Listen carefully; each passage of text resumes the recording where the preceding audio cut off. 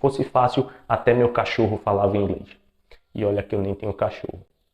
E aí pessoal, beleza? Fernando falando aqui para vocês. E no vídeo de hoje você vai entender quais devem ser suas primeiras prioridades no processo de desenvolvimento do seu inglês. Quais seriam as primeiras habilidades que você tem que desenvolver ao iniciar seus estudos do inglês. Lembrando que a gente tem 4 competências. A gente tem escuta, fala, leitura e escrita. Essas são as 4 competências que a gente quer desenvolver ao longo do processo de aprendizado. Só que o pessoal já começam tentando desenvolver a sua fala, o que não é errado, só que não tem tanto aproveitamento assim no processo de desenvolvimento. Sabendo disso, 2 pontos principais precisam estar caminhando juntos para que você consiga desenvolver os outros 2.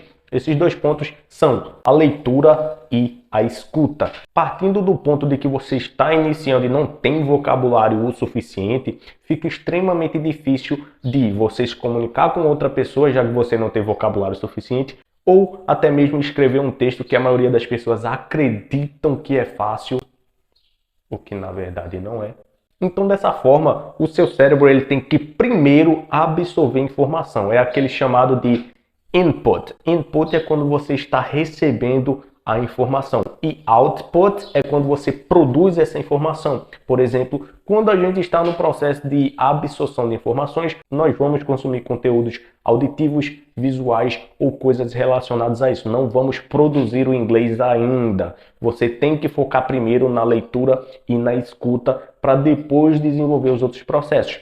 Através da leitura e da escuta é que você consegue desenvolver a fala e a escrita, tendo a escrita como último aspecto de desenvolvimento. Então, se a gente colocasse aqui numa tabela de prioridades, a primeira tem a escuta, depois a leitura, depois a fala e, por último, a escrita. Essa é a ordem de fatores que você tem que desenvolver para ter um maior aproveitamento do inglês. Não quer dizer que você não possa desenvolver uma área ou outra logo de início, não é isso que eu estou falando. Mas em níveis de proeficiência, onde você consegue escutar, falar, escrever e ler, é mais eficiente que você utilize essa ordem. Porque através da leitura e da escuta, você consegue uma maior obtenção de vocabulário. E lembrando que a gente não vai produzir vocabulário ainda. A gente não vai falar e escrever ainda. Tenha paciência. O que você tem que fazer primeiro é absorver informações, absorver vocabulários, estruturas e palavras que você queira usar para futuramente você conseguir produzir o inglês em forma de fala e em forma de escrita.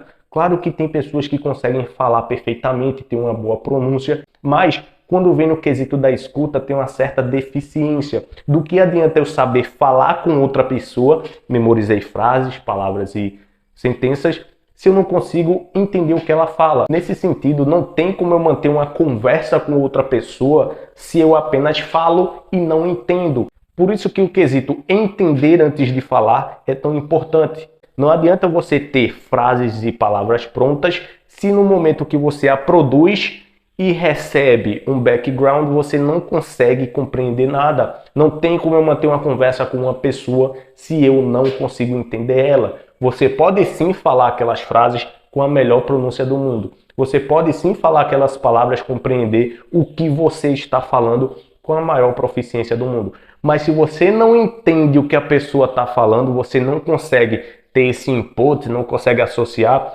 você não tem um nível de proficiência do inglês tão bom assim. Lembrando que leitura e escuta são em primeiro lugar. Os dois andam juntos. Os dois andam juntos. Por isso que eu sempre digo que você não pode praticar escuta sem a leitura. Você não pode escutar sem ver as palavras que você está vendo. Porque seu cérebro ele necessita associar o som a alguma imagem, a alguma palavra, a alguma coisa.